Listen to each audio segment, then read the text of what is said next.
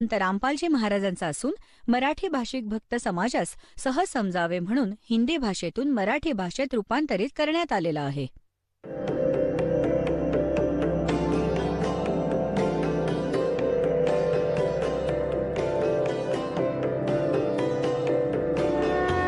और ज्ञान सब ज्ञानड़ी कबीर ज्ञान सो ज्ञान और जैसे घोड़ा तोब कायम करता चले मैदान.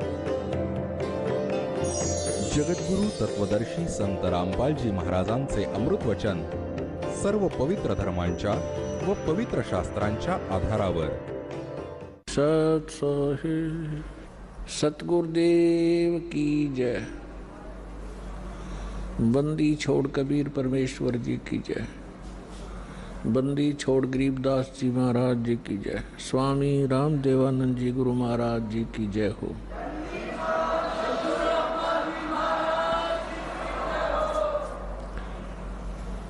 गरीब नमो नमो सतपुरुष को नमस्कार. गुरु के नहीं सुर नर मुनि जन साधुआं संतों सर्वस्ती नहीं. सतगुरु साहेब संत सब डंडो तुम प्रणाम. आगे पीछे मत हुए तिनको जा कुर्बान. नराकार निर्विषम काल जाल वैबंधनम निर्लेपम निज निर्गुणम अकल अनुवेशंदनम. सोहम सुरति समापतम सकल समाना निर्तल. उज्ज्वल हिरंबर हरदमम वे परवा अथाह वार पार निमज्जतम. गरीब जो सुमर सिद्ध होई गणनायक गलता ना करो अनुग्रह सोई पारस पद परवाना. आदि गणेश मनाऊं गणनायक देवन देवा. चरण कमल लौलाऊं आद्यंत करूं सेवा. परम शक्ति संगीतम रिद्धि सिद्धि दाता सोई. अवगत गुण अतीतम सत्य पुरुष निर्मोही. जगदम्बा जगदीशम मंगल रूप मुरारी. तन मन अर्पों शीसम भक्ति मुक्ति भंडारी. सुर नर मुनि जन जावे ब्रह्मा विष्णु महेशा. शेष शेष मुख गावे पूज्य आदि गणेशा. इंद्र कुबेर सरीखा वरुण धर्म राय ध्यावे. समर्थ जीवन जी का मन इच्छा फल पावे. 33 कोटि अधारा जावे से 88. उतरे भवजल पारा कट है यम की फांसी. 33 कोटि अधारा जावे से 88. उतरे भवजल पारा कट है यम की फांसी. कर जोरूं विनती करूं धरूं चरण पर शीश. गुरु जी राम देवानंद जी महाराज ने दियो नाम बख्शीश. कोटि कोटि सिजदा करूं कोटि कोटि प्रणाम. चरण कमल में राखियो मैं बंदी जाम गुलाम. कुत्ता हूँ गुरुदेव का रामपाल दास का नाम. गले प्रेम की जेवड़ी ही जाखें चोभा जाऊं. तो करो तो बावड़ू दूर दूर करो तो जाऊं. जो राखो तो ही रहूं जो देवो सो खाऊं. जय इब कै सत गुरु मिले सब दुख आँखों रो, चरणों ऊपर शीस धरूं, कहूँ जो कहनी हो। कबीर साईं मिलेंगे, पूछेंगे कुशलात, आदि अंत की सब कहूँ, अपने दिल की बात। गुरु जी तुम ना भूलियो, चाहे लाख लोग मिल जाहीं, हमसे तुमको बहुत है, तुम जैसे हमको नहीं। तुमरे विसारे क्या बने, मैं किसकी शरण में जाऊं। शिव ब्रंच मुनि नारदा, तिनके हृदय ना समाऊं। मानुष जन्म दुर्लभ है, मिले न बारंबार। तरवर से पत्ता टूट गिरे, वो बोर न लगता डर। परमपिता परमात्मा पूर्ण ब्रह्म, साऱ्या सृष्टीचे रचनाकार कबीर देव, कबीर साहेब, कबीर परमेश्वरांच्या असीम कृपेने आपण सगळे पुण्यात्मे परमात्म्याचा महिमा ऐकण्यासाठी उपस्थित झालात. तुमचे पुण्यसंस्कार, तुमचे पूर्वजन्मीचे शुभकर्म खूपच जास्त आहेत, अत्याधिक आहेत. तेव्हाच तुम्हाला परमात्म्याची शरण मिळाली आहे आणि अशा वेळेला तुमचे मानव शरीर आहे. अशा वेळी परमात्म्याने ही वेळ अगोदरच निर्धारित केली होती की ज्यावेळी 5500 वर्षांचे कलियुग संपेल तेव्हा मी माझा एक दास पाठवेन. तसं तर परमात्म्याने सांगितले की मी स्वतः येईन. परमात्मा स्वतः न येता आपला दास पाठवून दिला. पंतप्रधान स्वतः नाही आले हिसारमध्ये, त्यांनी आपला प्रतिनिधी पाठवला. तर एकच गोष्ट समजली पाहिजे की त्याच्यात आणि पंतप्रधानात काही फरक नसतो. तो पंतप्रधानांच्या सर्व पॉवरयुक्त असतो आणि एका प्रांताला अशा रिप्रेझेंटेटिव्ह द्वारे मिळणारी मदत पुरेशी असते. 600 वर्षांपूर्वी परमात्म्याने आपला प्रिय आत्मा धर्मदासजींना सांगितलं होतं, पुण्यात्म्यांनो, परमात्म्याचे विधान आहे की ते चांगल्या आत्म्यांना भेटतात, त्यांना स्वतःची माहिती देतात, आपला साक्षीदार बनवतात. ह्यावेळी परमात्मा ह्या कलियुगाच्या प्रारंभी आले होते प्रथम चरणात. आणि परमात्म्याने कलियुगाला 3 चरणात विभागलं आहे.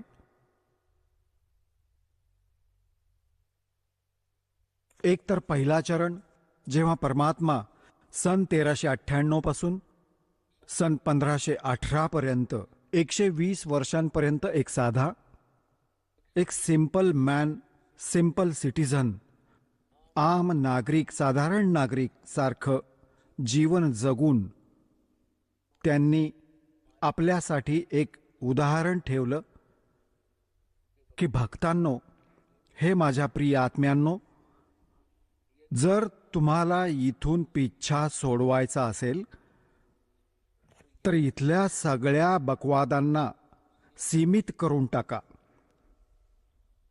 नाहीतर हे काळाचे, ह्या मायेचे चोचले आपण असंख्य वेळा केले आहेत व ते तुम्हाला इथेच ठेवतात. आणि एक हे पण सिद्ध करायचं होतं परमात्म्याला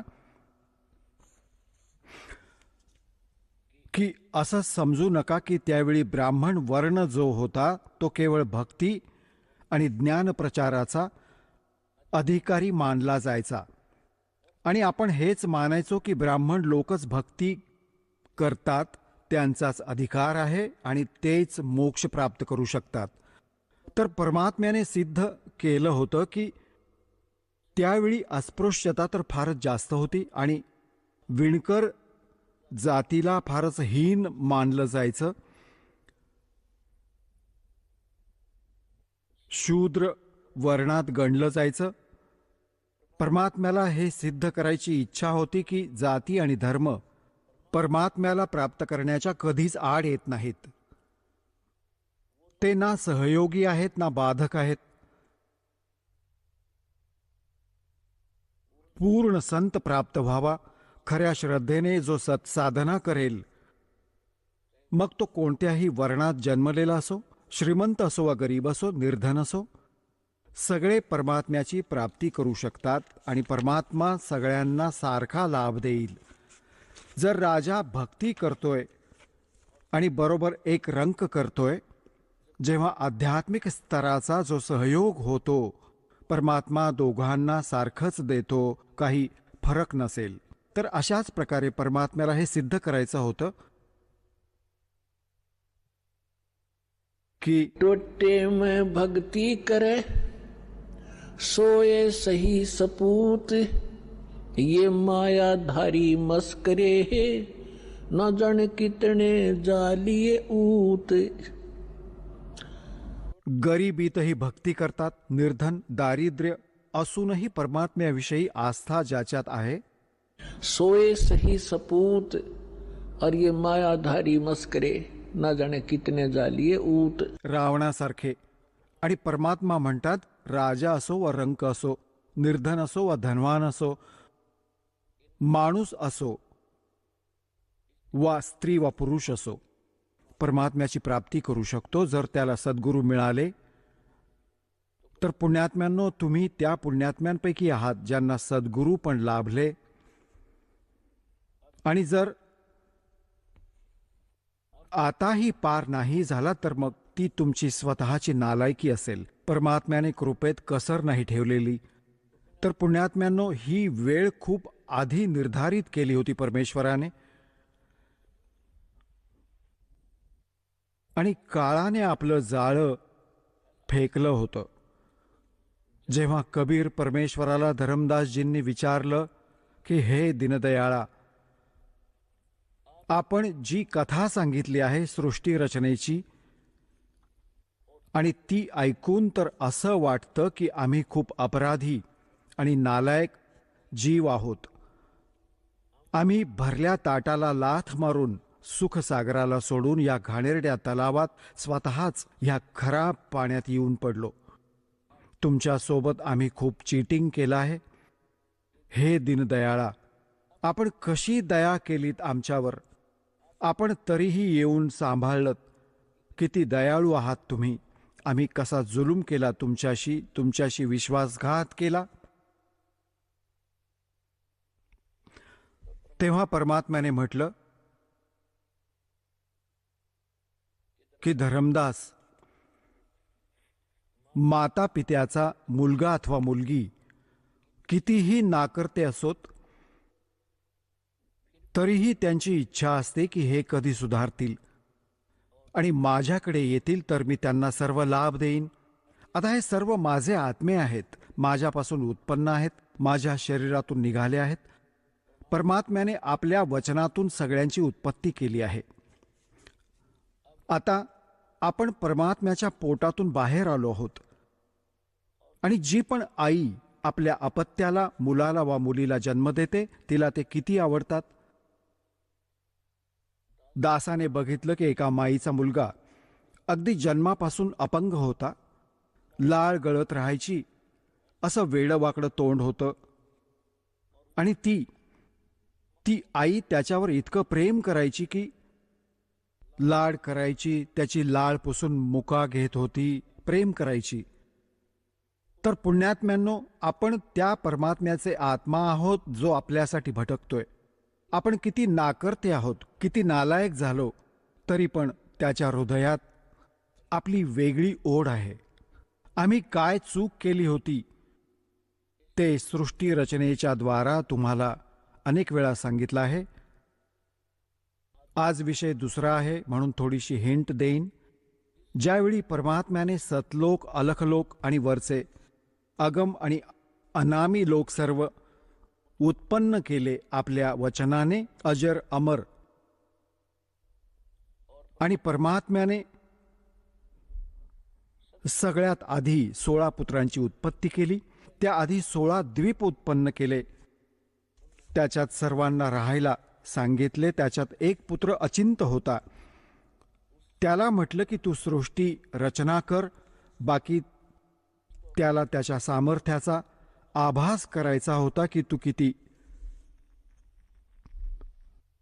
सक्षम आहेस आणि काय करू शकतो प्राणी परमात्म्या शिवाय. तर त्याने आपल्या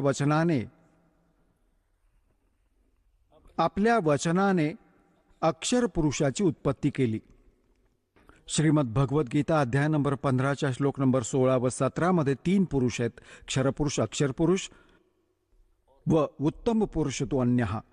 त्याला परम अक्षर पुरुष म्हणजे परम अक्षर ब्रह्म म्हणतात, जे श्रीमद भगवद्गीता अध्याय नंबर 7 श्लोक नंबर 29 मध्ये गीता ज्ञानदाता म्हणतो की अर्जुन,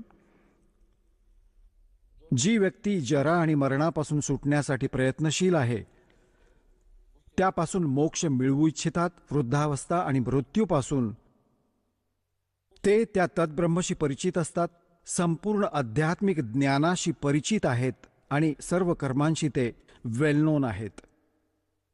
तेच लोक इथून सुटण्याचा, मृत्यूशी आणि जरा म्हणजे वृद्धत्वाच्या पासून सुटका करण्याचा प्रयत्न करतात, तर ते त्या तद्ब्रह्मशी परिचित असतात. अर्जुनाने 8व्या अध्यायाच्या प्रथम श्लोकात विचारले की ते तद्ब्रह्म काय आहे. गीता ज्ञानदात्याने 8व्या अध्यायाच्या 3ऱ्या श्लोकात म्हटले की तो परमअक्षर ब्रह्म आहे. म्हणजे गीता ज्ञानदात्यापेक्षा अन्य आहे, ती समर्थ शक्ती. तर 15व्या अध्यायाच्या गीतेतील 16व्या व 17व्या श्लोकात 3 पुरुष आहेत, क्षरपुरुष, अक्षरपुरुष, आणि 17व्या श्लोकात म्हटले की उत्तम पुरुष तो अन्यहा. ह्या दोन्हींहून, क्षरपुरुष व अक्षरपुरुषाहून तो श्रेष्ठ परमात्मा, उत्तम पुरुष, पुरुषोत्तम, तर कोणी अन्य आहे आणि तोच तिन्ही लोकात प्रवेश करून सगळ्यांचं धारण पोषण करतो. तो वास्तवात अविनाशी परमेश्वर आहे. तर अचिंतने अक्षरपुरुषाची उत्पत्ती केली आणि अक्षरपुरुष तेथे एक सरोवर आहे, मानस सरोवर, अमृताने भरलेलं. त्याच्यात जाऊन झोपला, खोलवर गेला. तिथे श्वासांनी जीवन नाहीये. खूप वेळापर्यंत तो बाहेर नाही आला. तुम्हाला थोडीशी सृष्टी रचनेची हिंट देऊन आजचा जो विषय आहे तो पुन्हा सुरू होईल. अचिंतने पाहिलं की अक्षरपुरुष सरोवरात झोपेमध्ये गाढ झोपेत आहे आणि अक्षरपुरुषाशिवाय अचिंत सृष्टी नाही करू शकत.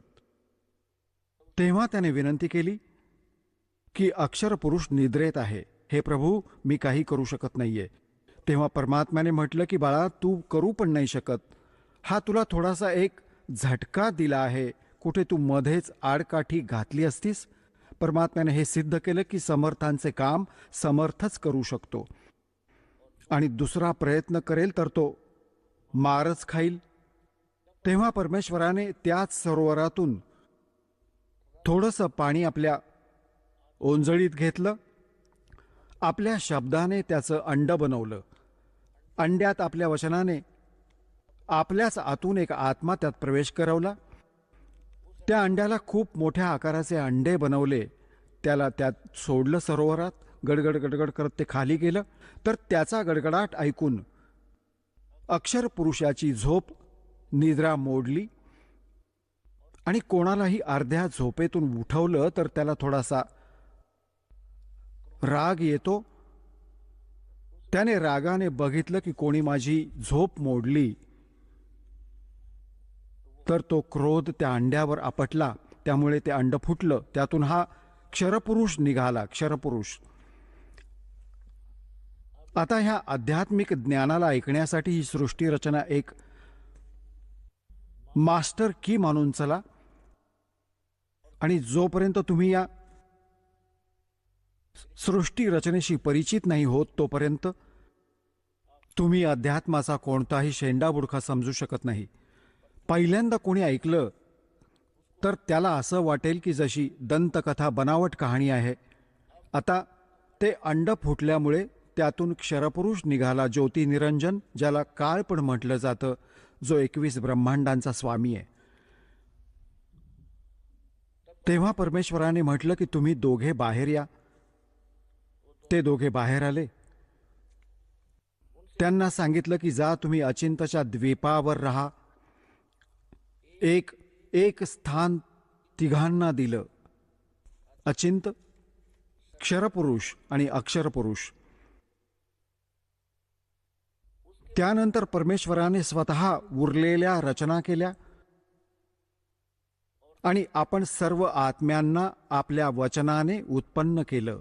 असंख्य, जितक्या पण इथे मुंग्या, मच्छर, माशी, सूक्ष्म जीव जे दिसत पण नाहीत, दुर्बिणीतून दिसू शकतात, हत्ती, देवता, हे सर्व प्राणी परमात्म्याने आपल्या वचनाने उत्पन्न करून हे सर्व आत्मे वर राहत असत. आपल्या सगळ्यांची तिथे सृष्टी होती, परिवार होता आणि खूप सुंदर महाल, मोठे मोठे बगीचे, प्रत्येकाच्या महालाच्या आसपास खूप खूप सुंदर पुढे पार्क आहे. फळं, फ्रुट्स तिथे लगडलेली असतात. मेव्याची रेलचेल असते. सदाबहार वृक्ष असतात, सदाबहार बाग बगीचे. मग परमात्म्याने आपल्याला उत्पन्न केले. आपण वेगवेगळे राहू लागलो आणि आपला तिथे एक परिवार बनला. जसा तुमचा इथे एक परिवार बनला तसाच तिथेही तुमचा असा सुंदर परिवार होता. प्रेमाने राहायचे, काही त्रास नव्हता, कोणत्याच वस्तूचा अभाव नाही, काही काम नाही. तर मग काही वेळानंतर खूप वेळ लोटला होता. तर ह्या ज्योती निरंजन क्षरपुरुषाच्या मनात एक कुरापत उत्पन्न झाली. त्याने विचार केला, आम्ही तिघे तर एका स्थानावर, एकाच प्लॉटवर राहतोय, द्वीपात, आणि इतर माझे भाऊ आता वेगवेगळ्या द्वीपावर राहतात.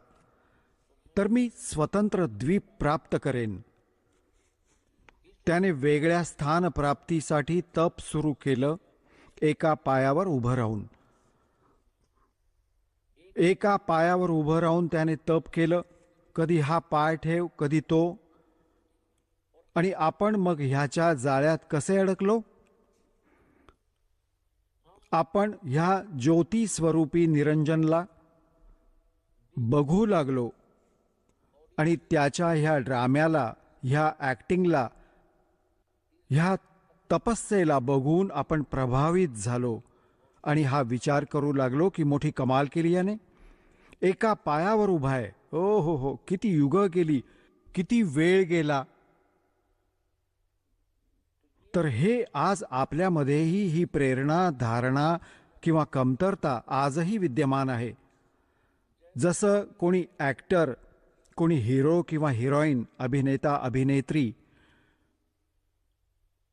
तुम्ही त्यांना पाहता, फिल्म वगैरे पाहता त्यांची, तर त्यांच्यावरून इतके प्रभावित होऊन जातात हे तरुण नवतरुण मुलं मुली.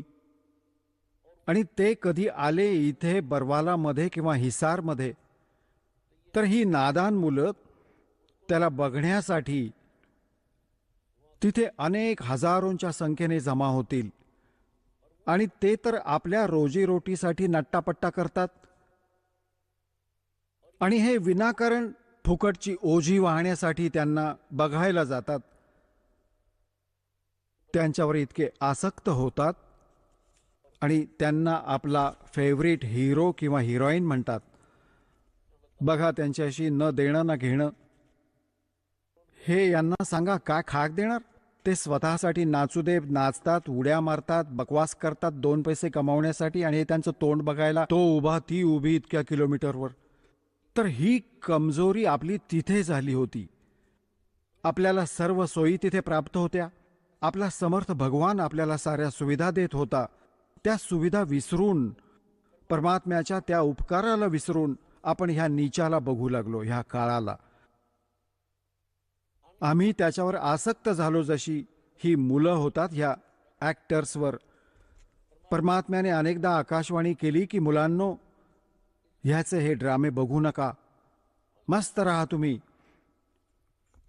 आम्ही वरवर सावध झालो, जसं काही आम्हाला बिलकुल नकोय, पण आतमध्ये ओढ खूप जास्त झाली. तो तर अंतर्यामी आहे, आपल्या सगळ्या गोष्टी जाणत होता की आता हे गेले कामातून. जेव्हा त्याने 70 युगांपर्यंत तप केलं, तेव्हा परमेश्वराने विचारलं की बोल ज्योती निरंजन, तुला काय हवंय, का असा हा हट्ट करतो आहेस. तेव्हा त्याने म्हटलं की पिताजी, माझ्यासाठी हे स्थान खूप छोटं आहे, मला काही वेगळं स्थान द्या, मला स्वतःचं वेगळं स्थान हवंय. परमात्म्याने म्हटलं की ठीक आहे बाबा, तब से राज राजमदमानम और जन्म तीसरे शुक्र सवानम. तुझ्या ह्या तपामुळे मी तुला 21 ब्रह्मांडांचं राज्य दिलं, जसं एक धनवान पिता आपल्या मुलाला त्याच्या वाट्याचे 21 प्लॉट देतो रिकामे. आता ती ब्रह्मांड मिळाल्यावर तो कधी ह्याच्यात जातो तर कधी त्याच्यात उड्या मारतो. सार नाचकूत त्याने विचार केला की ह्यात काहीतरी कन्स्ट्रक्शन पण पाहिजे. आता तो समर्थ आहे सगळ्याचा, सारं मटेरियल त्या परमात्म्याकडून उपलब्ध होऊ शकतात. त्याने परत तपस्या केली, 70 युग परत तप केलं. आपल्याला तरीही तो जास्त आवडत होता, वरवर सावध होतो, पण आतून ओढ जबरदस्त होती. मग परमेश्वराने विचारले, काय हवंय तुला ज्योती निरंजन, आता तुला आणखी काय हवंय. तेव्हा तो म्हणाला की भगवान परमात्मा, हे पिताजी, माझ्यासाठी मला काही कन्स्ट्रक्शन करायची मटेरियल सामुग्री द्या. तेव्हा परमात्म्याने त्याला 5 तत्व आणि 3 गुण दिले आणि म्हणाले, घे बाळा, खेळ खेळण्यांशी. हे मिळाल्यावर त्याने परत विचार केला की मी आता ह्याच्यात कन्स्ट्रक्शन पण करून घेईन, आणि मग हे इथे मला एकट्याला करमणार नाही, ह्याच्यात काही प्राणी पाहिजेत. त्याने पुन्हा हठयोग सुरू केला. जेव्हा त्याने तिसऱ्यांदा 64 युग तप केलं, तेव्हा परमात्म्याने विचारलं की बोल ज्योती निरंजन, तुला काय हवंय. तुला जे हवं होतं ते मी दिलं, आता कशाला हट्ट करतोयस. तेव्हा तो म्हणाला की प्रभू, हे परमेश्वर, हे पिताजी, मला एकट्याला करमत नाही, काही आत्मे मला द्या. परमेश्वर म्हणाले की बघ बाबा, ह्या अजून तपश्चर्येसाठी तू काही वेगळं मागू शकतोस. आणखी तुला ब्रह्मांड देईन, पण आत्मा नाही देऊ शकत, कारण की हे माझे अंश आहेत आणि तू त्यांना खूप दुःखी करशील आणि माझ्याकडून बघवलं नाही जाणार बघते. तेव्हा तो म्हणाला की नाही पिताजी, मी सत्याचं राज्य करीन, जो जशी कर्म करेल मी तशीच फळं देईन, मी काही अत्याचार अन्याय नाही करणार. परमात्मा म्हणाले, मग एक गोष्ट आहे, जर कोणी स्वेच्छेने तुझ्याबरोबर जायला तयार असेल तर मी परवानगी देऊ शकतो, नाहीतर मी नाही पाठवणार माझ्या आत्म्यांना, मग तू काहीही म्हण. तर आपण आधीपासूनच जे इथे येऊन फसलो आहोत, हे कुत्रे, डुक्कर, मच्छर, माशी, साप, विंचू बनून धक्के खात आहोत, आपण आधीपासूनच ह्याच्यावर आसक्त होतो. जेव्हा तो आपल्याकडे आला, त्याने विचारले, तो म्हणाला की मी पिताजींकडून अशी अशी 21 ब्रह्मांड प्राप्त केली आहेत, त्याच्यात अशा अशा बागा बनवेन, त्यात स्वर्ग बनवेन, असे असे झरे बनवेन, हिरे मोती जवाहिरांचे डोंगर बनवेन. काय तुम्ही माझ्यासोबत याल. आपण तर आधीच आसक्त होतो. आपण म्हटलं की जर पिताजींनी आज्ञा दिली तर आम्ही येऊ, आम्ही तयार आहोत. त्याने पिताजींकडे, परमेश्वराकडे जाऊन म्हटले की हे भगवान, काही आत्मे माझ्यासोबत यायला तयार आहेत. तेव्हा परमात्मा म्हणाले की असं नाही, माझ्या समोर स्वीकृती जो करेल मी त्याला पाठवू शकतो. आता पुण्यात्म्यांनो, एक समस्या आणखी येते, कारण की आपण हे नवीन ज्ञान ऐकतो तर आपल्या मनात एवढ्या शंका उत्पन्न होतात. जसं श्रावणाच्या महिन्यात गवत उगवतं, वेगवेगळ्या शंका उत्पन्न होतात. शंकांचं समाधान सत्संगानेच होईल. ऐकतच राहा, ऐकतच राहा, आपोआप सेटिंग होईल. आता तुमच्या मनात हे येईल की परमात्मा तर अंतर्यामी होते, की आपल्याला किती त्रास होईल. तर आम्हाला इथे पाठवायला नको होतं. आपण स्वतःची चूक नाही मान्य करत की आपण आपल्या परमपित्याला सोडून ह्या नालायकावर आस्था ठेवायला नको होती, जो आम्हाला सारी सुख देत होता आणि तो त्याचा त्याग केला आणि ह्या वेड्याच्या मागे लागलो, जो स्वतःच भिकारी आहे त्या परमपित्याचा. आता पुण्यात्म्यांनो, दुसरं हे एक्झाम्पल समजून घ्या की जसं सफरचंद विक्रेता असतो, त्याला सफरचंद किती आवडतात, किती कॉस्टली असतात. 1, 2, 3, 4, 10 जर सफरचंद खराब झाली तर तो त्या सफरचंदांना इतर सफरचंदात नाही ठेवू शकत जी चांगली आहेत. तो जरी त्याला खूप त्रास झाला, कष्ट झाले, तरी अगदी त्याला हे माहीत असतं की बघा मला 100-200 रुपयांचं नुकसान होईल, तरीही तो त्या खराब सफरचंदांना उचलून आणि कचऱ्यात डब्यात फेकून देतो जिथे डुकरं ते खातात. जरी त्याच्या आत्म्याला त्रास झाला की मला किती नुकसान होईल, तरी तो ते ठेवू नाही शकत, नाहीतर अजून डुबून जाईल. तर आपण खराब सफरचंद झालो होतो आणि परमात्म्याने आपल्याला तिथून फेकणे अनिवार्य समजलं होतं. हे एक फॉर एक्झाम्पल तुम्हाला सांगितलं जातंय. आता परमात्म्याने आपल्याला येऊन विचारलं की बोला बाबांनो, कोणाला जायचं ह्याच्यासोबत. तर आपण आपल्या पित्या समोर बोलू नाही शकलो, लाजीरवाणे झालो, लज्जित झालो, मान खाली घातली. का? कारण ते आधीच सांगत होते की तुम्ही याच्यावर आसक्त नका होऊ. तेव्हा परमेश्वर म्हणाले, तिथे शांतता पसरली, शांतता झाली, सर्व काही शांत झाले. तेव्हा परमेश्वर म्हणाले की का रे बाबा, ज्योती निरंजन, हे तर कोणी बोलत नाही, तू तर म्हणत होतास ते तुझ्याबरोबर जाऊ इच्छितात. त्याच वेळी एक आत्मा उभा राहिला. त्याने उभं राहून म्हटलं की पिताजी, मी ह्याच्यासोबत जाऊ इच्छितो. आता बाकी आपण विचार केला की हा एकटा तिथे सारी लूट लुटून घेईल आणि आपणच राहून जाऊ मागे. मग आपणही उभे राहिलो, दोन्ही हात वर केले. सारेच्या सारे जितके असंख्य अगणित जीव इथे येऊन फसले. तेव्हा परमात्मा म्हणाले की ठीक आहे बाबांनो, ज्याने ज्याने मनापासून याची स्वीकृती केली आहे त्या प्रत्येकाला मी पाठवून देईन ह्याच्यासोबत. पण तू जा तुझ्या ब्रह्मांडामध्ये, मी यांना तेथे पाठवायची दुसरी व्यवस्था करेन. तर परमात्म्याने काय केलं की ज्या आत्म्याने सगळ्यात आधी स्वीकृती दिली होती त्याची एक तरुण मुलगी बनवली आपल्या वचनाने, आणि तिच्या आत आपण सर्व प्राण्यांना सूक्ष्म रूप बनवलं आणि सूक्ष्म बनवलं आपलं रूप, आणि सगळ्यांना आपल्या वचनाने त्या मुलीच्या शरीरात प्रवेश करवला. आता पुण्यात्म्यांनो, आता वैज्ञानिक पद्धतीने तुम्ही नीट समजू शकता की आपल्या ब्लडमध्ये किती जीवाणू आहेत. 1 ग्रॅम रक्तामध्ये 40 लाख जीवाणू, हे डॉक्टर लोक सांगतात की इतके बॅक्टेरिया आहेत, इतके अमुक आहेत. तर हे समजायला काही वेळ नाही लागणार. तर अशा प्रकारे परमात्म्याने त्या मुलीच्या शरीरात आपल्या सगळ्यांना सूक्ष्म बनवून प्रवेश करवला. आता ती मुलगी कोण आहे? ती अष्टांगी आहे, दुर्गा आहे, आणि आपल्या सर्वांना तिच्यात प्रवेश करविला. आपला पुत्र सहजदासाला ज्याला परमेश्वराने सगळ्यात आधी 16 वचनांनी उत्पन्न केलं होतं, त्यालाच तिथे विशेष त्या व्यवस्थेसाठी प्रयोग करतात. तर सहजदासाला सांगितलं की जा, ह्या आपल्या बहिणीला घेऊन जा आणि या ज्योती निरंजनकडे त्याच्या ब्रह्मांडात सोडून ये, आणि त्याला सांगून दे की मी ह्या मुलीला, बेटीला एक वचन पॉवर दिलेली आहे. जितके जीव तो म्हणेल ती उत्पन्न करून देईल तिच्या वचनाने, आणि जितके आत्मे तुझ्याबरोबर जाऊ इच्छितात ते हिच्या शरीरात प्रवेशित आहेत. सहजदासाने जाऊन सगळी गोष्ट सांगितली आणि मुलीला सोडून तो परत आला. आता ह्या ज्योती निरंजनने आता ज्योती निरंजनच्या मनात हा दोष आला.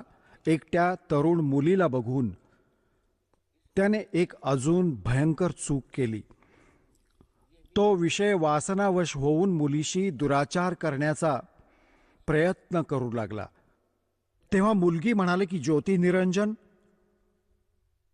बघा, तुम्ही पिताजींच्या वचनाने उत्पन्न झालात अंड्यामधून. तुम्ही माझे मोठे भाऊ आहात. त्यानंतर माझी उत्पत्ती त्याच परमेश्वराने केली आहे. मी तुमची बहीण आणि तुम्ही माझे मोठे भाऊ. हे दुष्कर्म नका करू. मला परमात्म्याने वचन दिलंय, वचन शक्ती दिली आहे. जितके जीव तुम्ही सांगाल, नर आणि मादी, मी वचनाने उत्पन्न करून देईन. पण त्याने अजिबात ऐकलं नाही. आणि त्याच वेळी त्याने त्या मुलीवर परमेश्वराने एक आणखी कृपा केली होती की त्या मुलीला प्रजनन इंद्रिय लावले नव्हते. बाकी उर्वरित सगळे फीचर्स जे होते ते सर्व मुलीचे होते. तर त्याने आपल्या नखाने प्रजनन इंद्रिय बनवलं. आता तिने बघितलं की अत्याचार करेल, माझी अब्रू लुटेल, तर तिने एकदम सूक्ष्म रूप धारण केलं की तो जसा तिच्याशी दुराचार करण्याच्या स्थितीत आला, तोंड उघडलं बकवास करायला, त्याच्या मुखाच्या माध्यमातून पोटात गेली.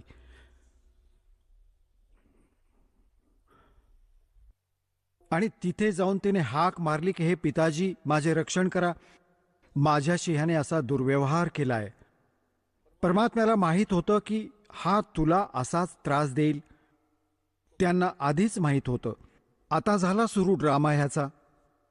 तेव्हा आपला पुत्र जोगजीतचं रूप घेऊन, जे पहिल्यांदा 16 उत्पन्न झाले होते त्याच रूपात परमात्मा इथे येतात.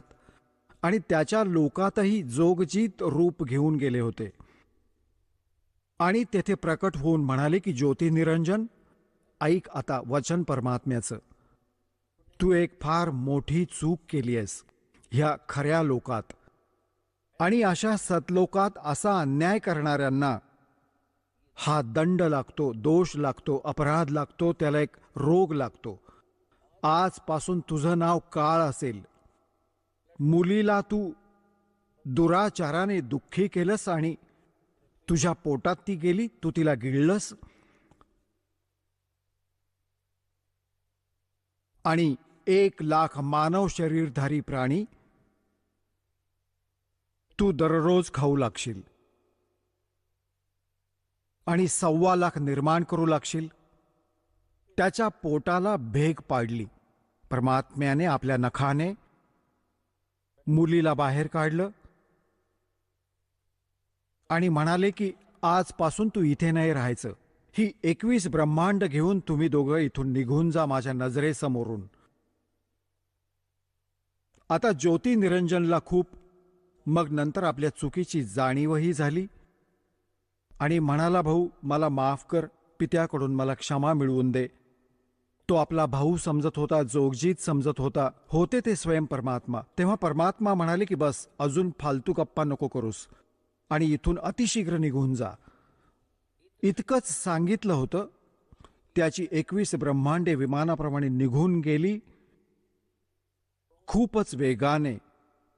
आणि सतलोकापासून 16 शंख कोस दूर येऊन आणि परमात्म्याच्या विधानानुसार हे इथे चक्कर मारू लागले.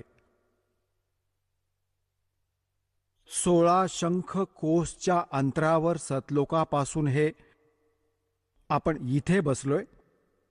नील पद्म शंख जसं आपण मोजतो ना, 1000, 10,000, लाख, कोटी, 10 कोटी, 10 अब्ज खर्व, 10 खर्व, नील, दशनील, पद्म, 10 पद्म, मग शंख. तर असे 16 शंख कोस.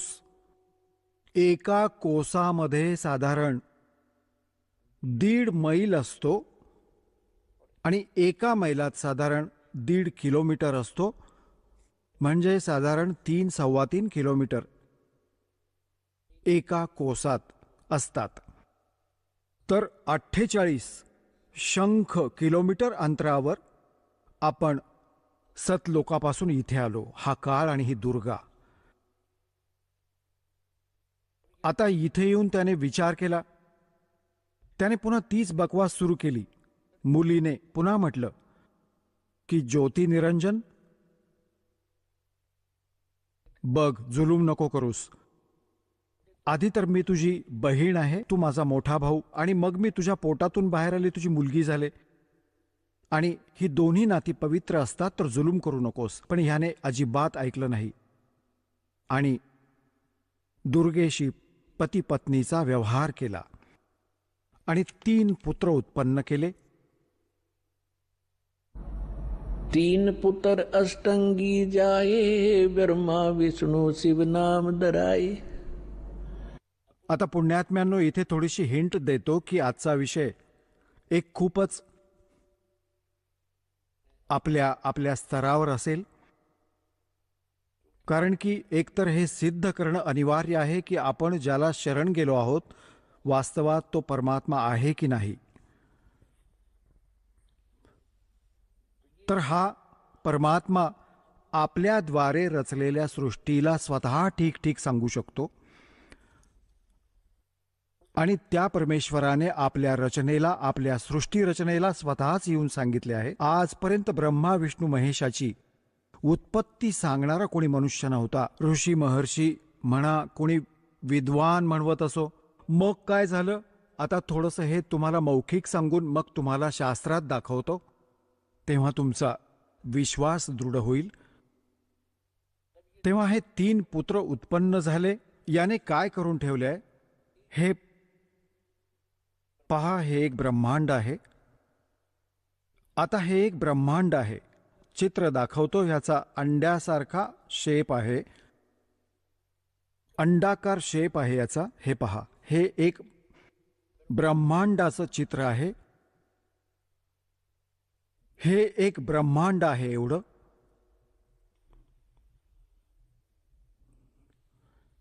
आणि ह्याच्यात काय काय स्थिती आहे बघा. ह्याच्यात काय आहे? खाली हे एक 7 लोक आहेत. हे पाताळ लोक आहे, आणि हे तलातल, महातल, वितल, अतल, सुतल, रसातळ. हा पाताळ लोक, हा पृथ्वी लोक, आणि हा शिवचा लोक, हा ब्रह्माजीचा लोक, विष्णूजीचा लोक, हा कॉमन स्वर्ग आणि नरक, आणि हा इंद्रचा लोक, स्वर्गाच्या राजाचा लोक, हा धर्मराजाचा लोक जो न्यायाधीश आहे. हे मानस सरोवर, ही सप्तपुरी, सप्त ऋषींची वेगळी नगरी आहे. ही एक द्वीप आहे. आणि हा आहे ब्रह्मलोक. हा पूर्ण ब्रह्मलोक आहे. ह्या ब्रह्मांडातच हा ब्रह्मलोक आहे. ह्या ब्रह्मलोकात ह्या काळाने एक आणखी जाळं फेकलंय. हे तर हा महाइंद्राचा द्वीप आहे. हा ब्रह्मलोक आहे, ज्याला महास्वर्ग म्हणतात. ही नकली सतलोक, नकली अलखलोक, नकली अगम आणि नकली अनामी लोकाची रचना ह्या काळाने फसवण्यासाठी, या जीवांना फसवण्यासाठी करून ठेवली आहे. हा दुर्गेचा लोक आहे वेगळा, आणि हा समुद्र आहे बाकी उरलेला. हा सारा समुद्र आहे चोहीकडे. हा सगळा समुद्र आहे. आणि इथे एक वेगळं ह्यानं गुप्तस्थान बनवलंय काळाने. इथे कोणी जाऊ नाही शकत ह्या काळाच्या इच्छेशिवाय. ह्यात याने 3 ठिकाणं बनवली आहेत. एक रजोगुण प्रधान क्षेत्र, एक रजोगुण प्रधान क्षेत्र, एक सत्वगुण प्रधान क्षेत्र, एक हे तमोगुण प्रधान क्षेत्र.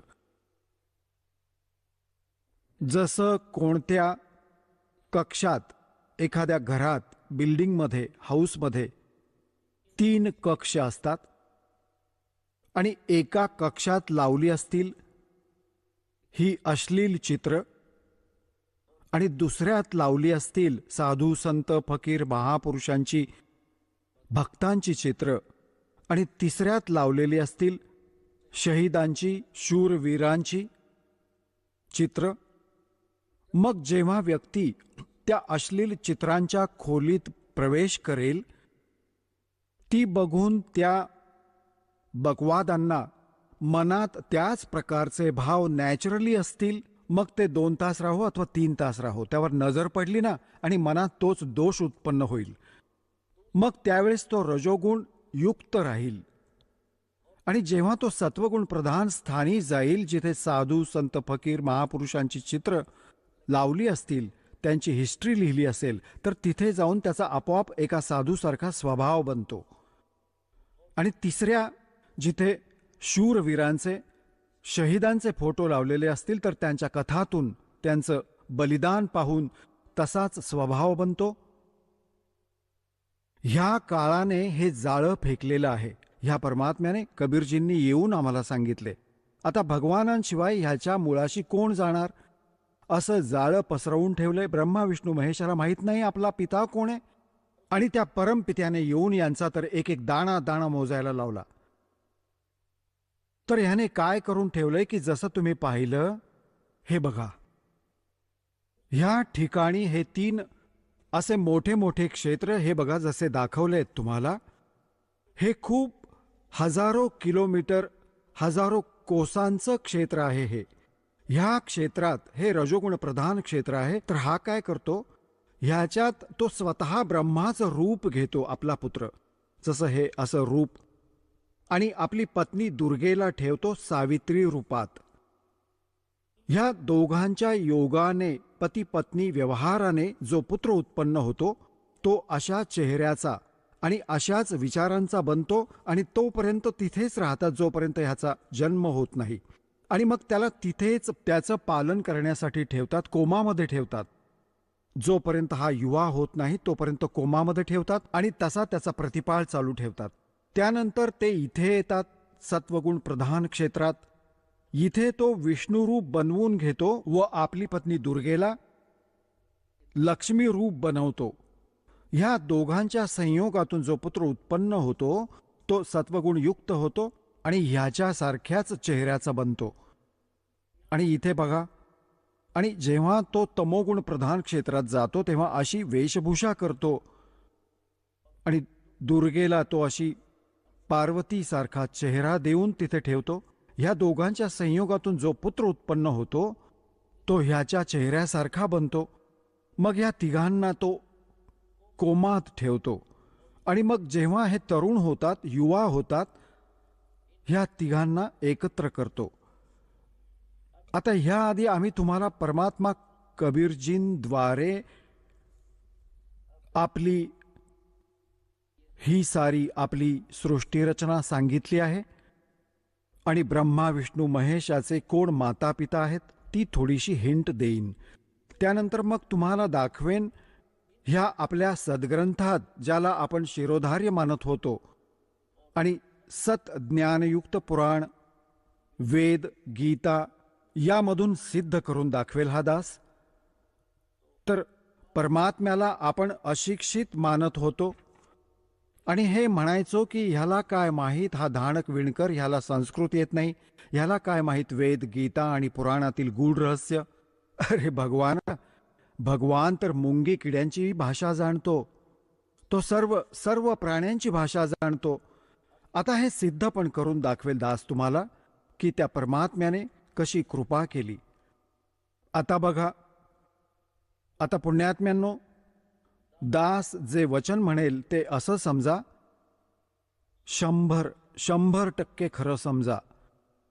आता हे जे इन्स्ट्रुमेंट प्रोजेक्टर बनवलं आहे ते परमात्म्याचं देणं आहे तुम्हा पुण्यात्म्यांसाठी. पूर्वी हे लोक स्वतःची कथा सांगत असायचे, सद्ग्रंथांची नावं घेत होते, पूर्ण वायफळ बडबड करायचे, शास्त्रविरुद्ध ज्ञान द्यायचे, आणि आपण ह्यासाठी संतुष्ट असायचो की हे सगळे विद्वान आहेत, सद्ग्रंथांशी परिचित आहेत, आणि यांना ठीक सद्ग्रंथ समजले असतील. आज कळले हे कसले विद्वान होते, हे पोकळ कख पण माहिती नव्हतं यांना. आणि त्या परमपित्याला, ज्याला धाणक विणकर, एक मजूर, एक शूद्र म्हणून रिजेक्ट केलं होतं हिऱ्याला,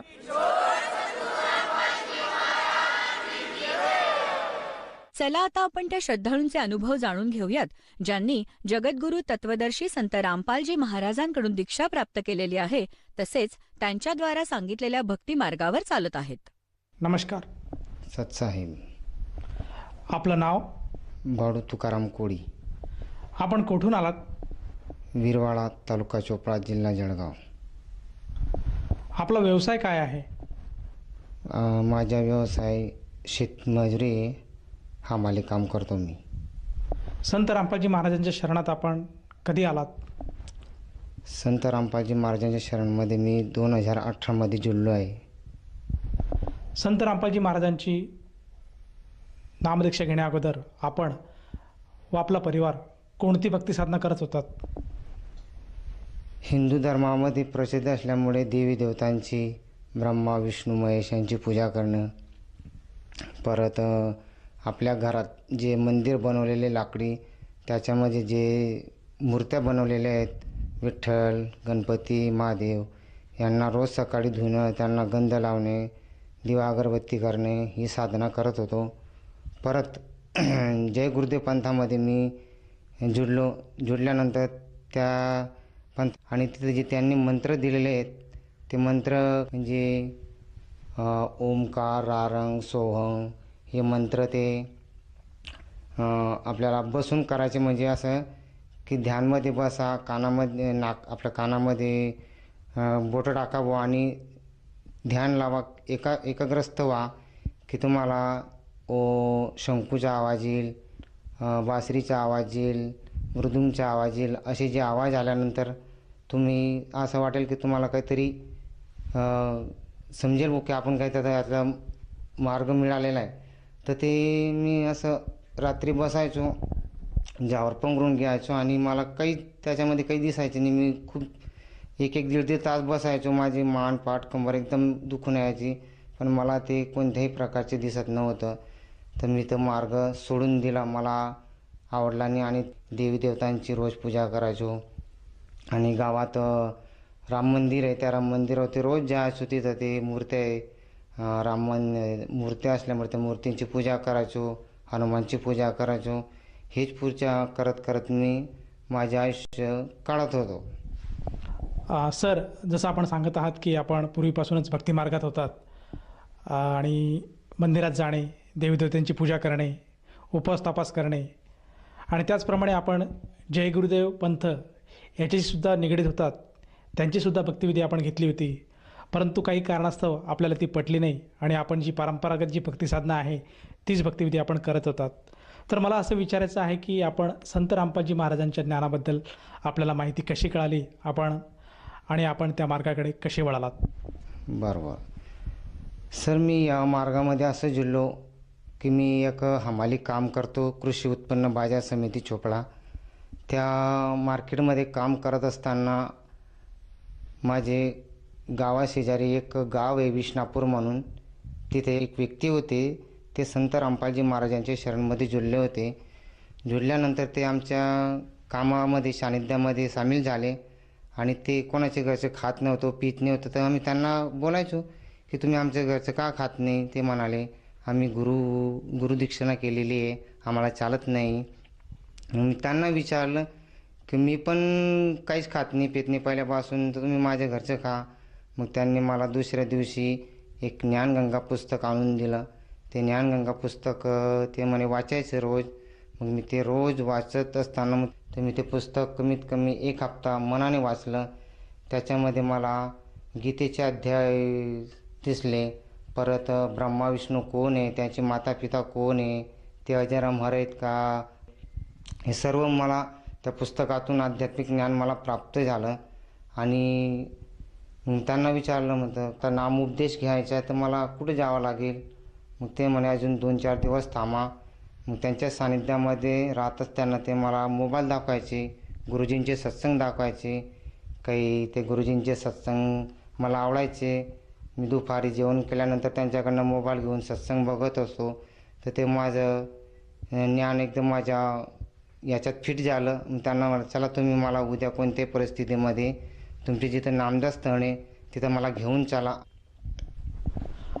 जसं तुम्ही सांगत आहात की आपले जे सहकारी होते त्यांच्याकडनं आपल्याला संत रामपालजी महाराजांबद्दल माहिती मिळाली आणि आपण त्यांच्या मोबाईलवर संत रामपालजी महाराजांचे सत्संग बघितले.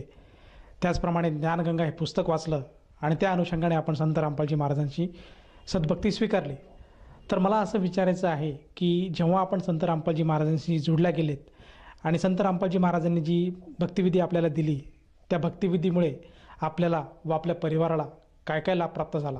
बरोबर सर. मी जेव्हा परमात्म्याच्या गुरुजींच्या शरणमध्ये जुळलो तेव्हा मला एक असा काही मोठा अनुभव आला की मी अशा नशा करत होतो. लहानपणापासून तंबाखू गुटखा खात होतो. मी 120-300चा बार खात होतो. त्याच्यामध्ये विमल पानविलास असं मिक्स करून मी खात होतो. तर मी गुरुजींच्या शरणमध्ये आल्यानंतर तर मला ती नशा अशी काही दूर झाली तर मला आठवणच आली नाही. हा पहिला मला लाभ मिळाला. आणि दुसरा लाभ असा आहे की मी गुरुजींच्या शरणमध्ये आल्यानंतर माझा परिवारसुद्धा माझ्या सानिध्य गुरुजींनी मला जोडून दिला. हा माझा मोठा लाभ आहे. परत अजून असा काही लाभ झाला की मी ज्या कृषी उत्पन्न बाजारमध्ये काम करत होतो त्या मालकाकडे काम करत असताना हे भगतजी जुळले. भगतजी जुळल्यानंतर त्यांनी एकच शब्द सांगितला की मालकाला सांगितलं त्यांनी की यांना एक मोटरसायकल लागणार आहे. तर परमात्म्याची मी अरदास लावली की गुरुजी मला एक मोटरसायकल लागणार आहे. तर ते एकच शब्द सांगितल्यानंतर गुरुजींची कृपा आणि अरदास लावल्यानंतर मला गुरुजींनी एक मोटरसायकल प्राप्त करून दिली. हा एक मोठा मला अनुभव झाला. आणि माझ्या घरातले जे परिवार तर माझ्याशी थोडं हे करत होते ते सुद्धा जुळले. हा मोठा अनुभव मला गुरुजींच्या सानिध्यामध्ये येताना भेटला.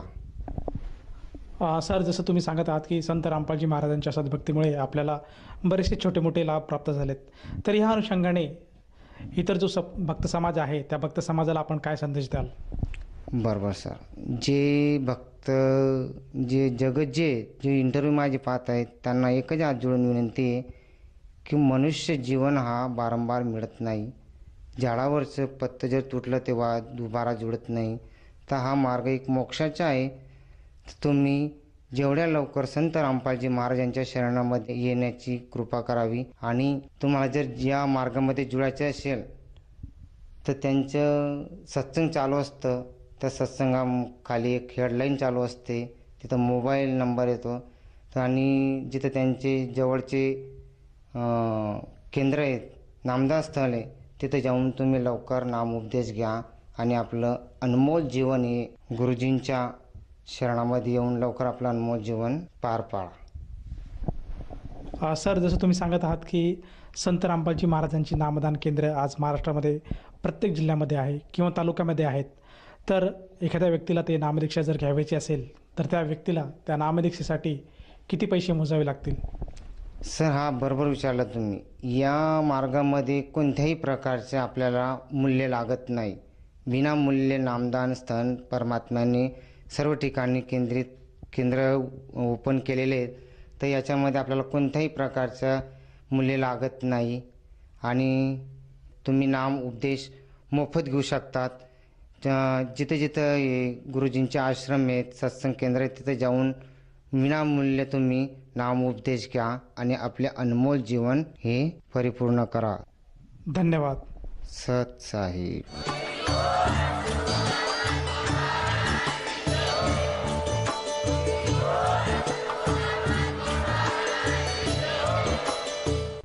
आपण ऐकत होता जगद्गुरु तत्वदर्शी संत रामपालजी महाराजांचे मंगल प्रवचन. निःशुल्क नामदीक्षा प्राप्त करण्यासाठी आणि अधिक माहितीसाठी संपर्क करा 7030303951